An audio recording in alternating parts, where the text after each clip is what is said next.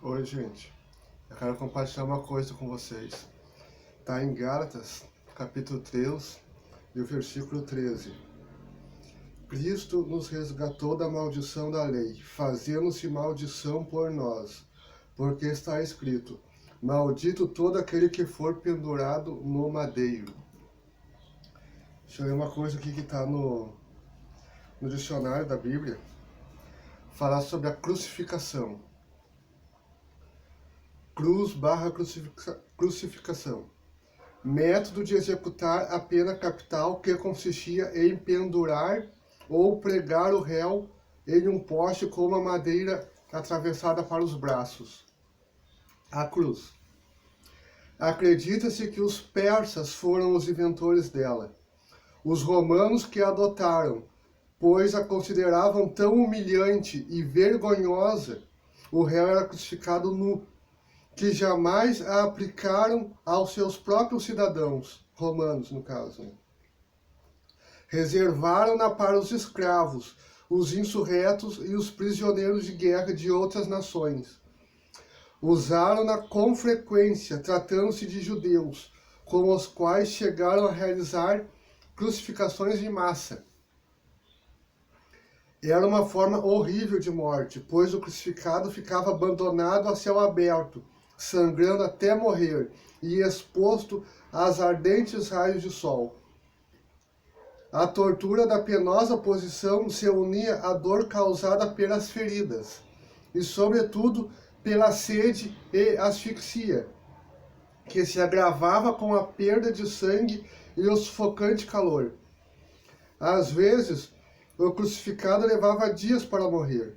Em outros casos, a morte era apressada com golpes com paus ou quebrando-lhes os ossos da perna, no caso, para ele cair o corpo por cima das pernas e aí forçar, quebrar o osso da clavícula aqui e forçar para ele não conseguir respirar de vez.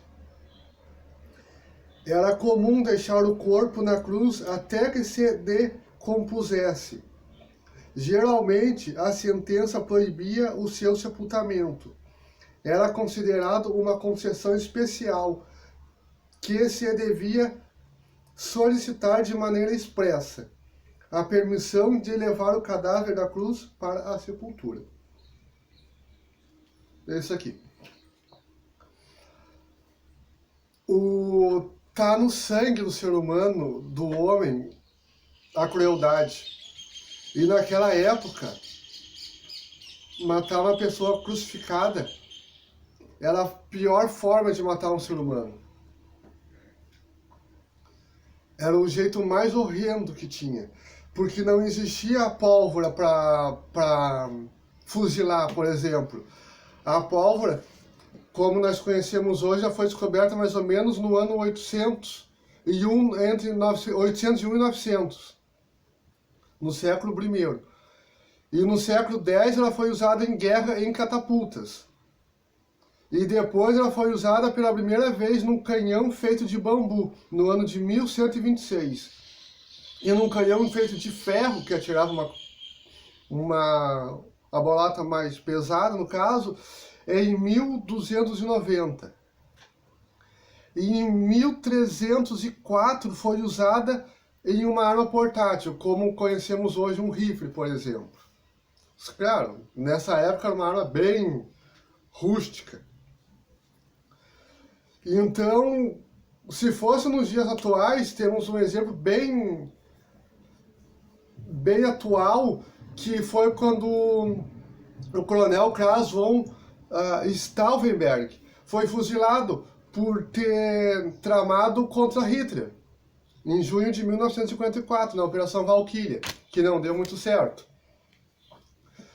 Mas naquela época não existia pólvora, não existia arma, então era a cruz. E é um jeito horrível de morrer. Porque Jesus foi chicoteado, foi cuspido, teve que carregar a própria cruz pesada, morro acima, porque foi lá no Calvário, tinha que subir, ele estava na cidade. Imagina levar aquela cruz pesada, não faço ideia de quantos quilos pesava aquela cruz. Mas, por mais que não seja tão pesada. Claro, era uma cruz, era madeira, tinha a envergadura dele, de um homem, é grande, tinha mais de 2 metros. É uma tora pesada de madeira. E do jeito que ele tinha apanhado, sendo chicoteado, aquilo lá se tornava em toneladas, para carregar a mão acima, cheio de ferimentos e com feridas expostas, de tanto apanhar. E tem mais uma coisa, ele ainda foi pregado. Eu tenho aqui um prego, eu não sei nem que número esse prego aqui, mas ele é maior que uma caneta Bic, ó. Claro que não foi um desse aqui que eles usaram para pregar Jesus, foi um prego maior que esse e mais grosso. Imagina,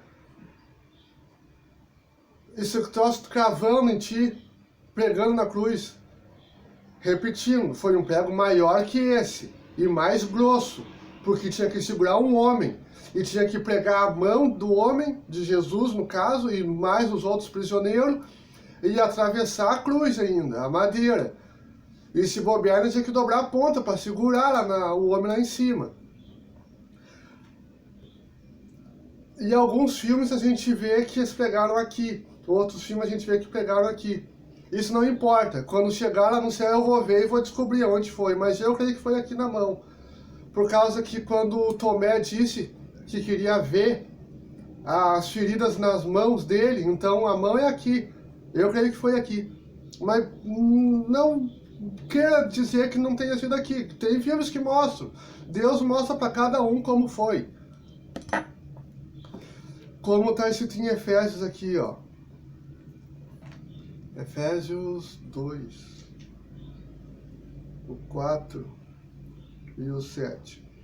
Mas Deus, que é riquíssimo em misericórdia, pelo seu muito amor que nos deu amor, estando nós ainda mortos em nossas ofensas, nos vivificou juntamente com Cristo.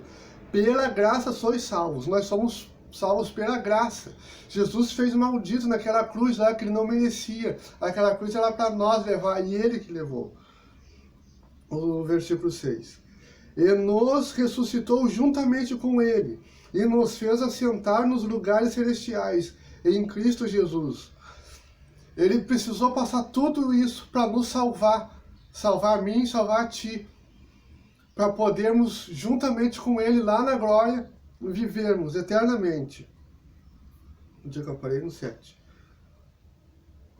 Para mostrar nos séculos vindouros as abundantes riquezas da sua graça, pela sua benignidade para conosco em Cristo Jesus.